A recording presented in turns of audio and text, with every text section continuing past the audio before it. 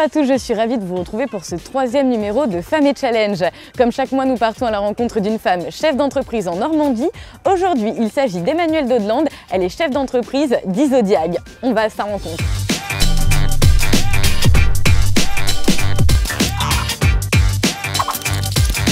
Bonjour Emmanuelle. Bonjour, tu vas bien? Ça va et toi? Bah super. Merci de nous recevoir. De rien. Alors d'abord, j'aimerais savoir ce qu'est Isodiag. Eh bien, Isodiag, c'est une entreprise de diagnostic amiante, fibres céramiques réfractaires et plomb. Principalement, on travaille pour les professionnels, les industriels, donc équipements industriels, bâtiments industriels, terres polluées, enrobés routiers. On fait également du prélèvement d'air pour recherche d'amiante dans l'air.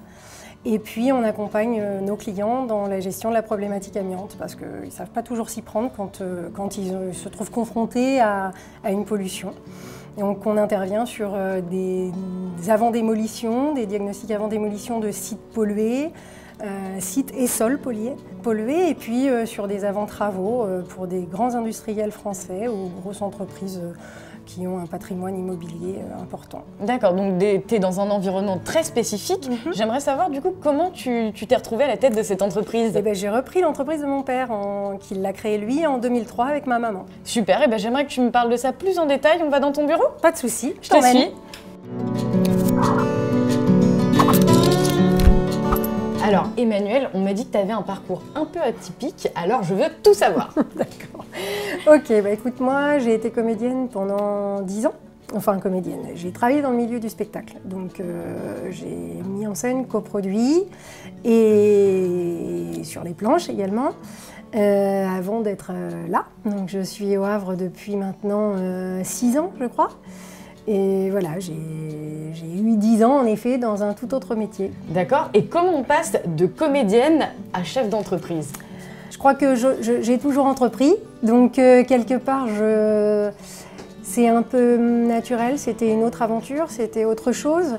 J'avais surtout pas envie de tourner en rond et j'avais un peu l'impression que je tournais en rond dans ce que je faisais. Je voulais quitter Paris, je voulais entreprendre avec mon mari, on cherchait quelque chose, on voulait absolument aller, enfin je voulais absolument aller tout ailleurs, mais pas dans l'entreprise de mon père. Et donc j'ai cherché plein de choses. Et puis lui, il a voulu prendre sa retraite, une chose tout à fait naturelle. Ma mère aussi, ça commençait à devenir un peu difficile. Et puis il voulait revendre à ses salariés parce qu'il ne voulait pas que ce soit revendu à un grand groupe, il ne voulait pas que ses équipes soient disséminées. Et puis tout naturellement, ça ne s'est pas passé forcément comme prévu, il n'arrivait pas à vendre. Et moi j'étais actionnaire, j'avais toujours été actionnaire parce qu'il m'avait protégée, un peu comme le font tous les papas, il m'avait mis actionnaire dans l'entreprise, sachant pourtant que je la reprendrais certainement jamais. Et puis, à un moment, je me suis dit que j'étais peut-être un peu entêtée de ne pas vouloir aller reprendre une belle boîte qui avait plein d'avenir, qui avait de belles équipes. Justement, ça m'amène à ma 3e question. Est-ce que c'est facile de reprendre l'entreprise de ses parents? Non, non, c'est pas facile. Non, ça c'est un rêve de penser qu'on a la petite cuillère dorée dans la bouche. Là, généralement, déjà, un entrepreneur, c'est pas quelqu'un qui a une petite cuillère en or dans la bouche, c'est quelqu'un qui a pris son destin en main. Et puis quand vous arrivez, c'est pas vraiment comme ça que ça se passe, parce que d'un, vous êtes une femme, de deux, vous êtes la fille du patron, donc forcément, et en plus, vous avez été comédienne, alors pas forcément tout à fait compétente, quoi. Et justement, avec ton passé de comédienne, le côté artistique, ça te manque pas trop? Non, ça me manque pas. Ça me manque pas parce qu'en fait, le jour où j'ai voulu être comédienne en seconde, parce qu'à la base, je voulais être attachée de presse et je voulais travailler avec des artistes. Mais je crois que ce qui m'a le plus plu, c'est d'entreprendre, de monter un spectacle, d'emmener des équipes dans son job, quoi. Voilà. Et tu as l'air d'avoir une vie à 1000 à l'heure.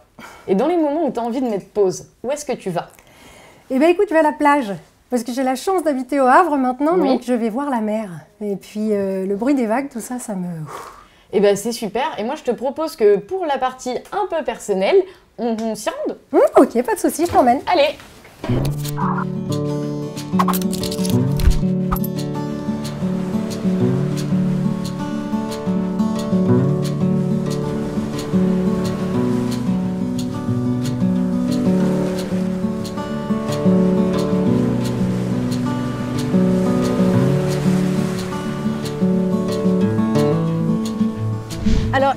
Emmanuel, j'aimerais savoir pourquoi tu nous as emmenés dans cet endroit en particulier. Eh bien écoute, depuis que je suis au Havre, franchement, s'il y a un endroit où je me ressource, c'est la plage. Mais pas à la plage, à lézarder, regarder la mer, entendre les vagues, c'est vraiment un endroit super agréable. Bah c'est sûr que du coup, par rapport à Paris, ça change. Ah bah ça change, oui. Et premier réflexe quand tu arrives, déjà un truc qui te fait bizarre, c'est les mouettes. Voilà, je suis une vraie Parisienne, arrivée au Havre. Voilà. Et du coup, si je t'ai emmené dans un cadre que tu aimes bien, c'est pour qu'on puisse parler plus en profondeur de ton ressenti en tant qu'entrepreneur. Alors j'aimerais savoir ce qui t'a paru le plus difficile pour en arriver là. Le plus difficile, je crois que c'est trouver ma légitimité. Ça, c'est pas simple. Ça n'a pas été simple pour moi en tout cas. J'ai vraiment souffert du regard des autres et je ne me suis pas du tout fait accueillir comme je devais me faire accueillir. Et ta légitimité plutôt en tant que femme entrepreneur ou plutôt en tant que fille d'eux? Fille d'eux. D'accord. Pas femme, homme, femme. T'as pas ressenti de Non, pas particulièrement. Mais en tant que fille d'eux et aussi ancienne comédienne parisienne, je suis arrivée avec mon mari qui lui travaillait dans une toute autre industrie, dans un grand groupe, et on a été un peu fichés d'entrée de jeu.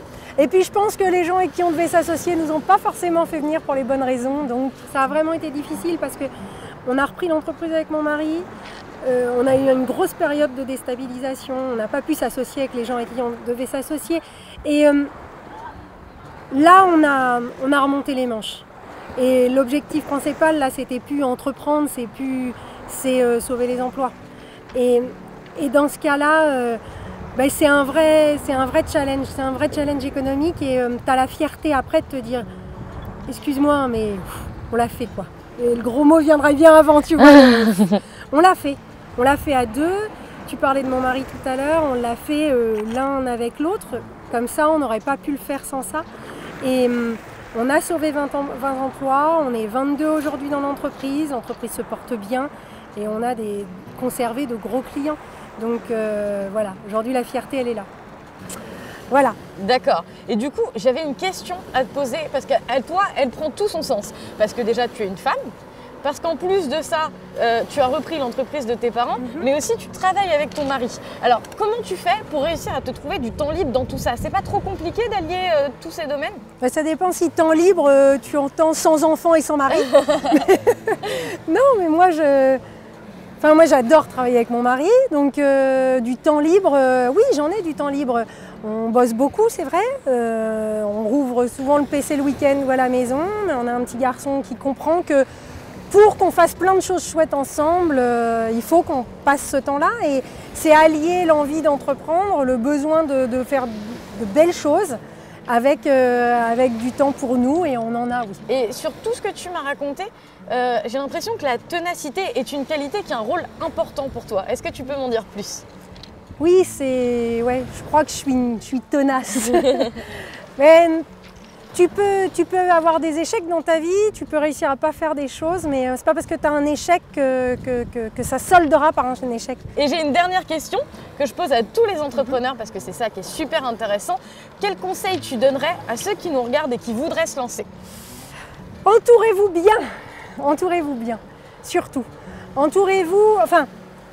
N'écoutez pas le premier venu, faites-vous votre idée et faites-vous confiance. Voilà. Merci Emmanuel. C'est sur ces mots que se termine ce numéro de #Femme Entrepreneur. On se retrouve très bientôt pour un autre. D'ici là, n'hésitez pas à nous suivre sur les réseaux sociaux. À très bientôt.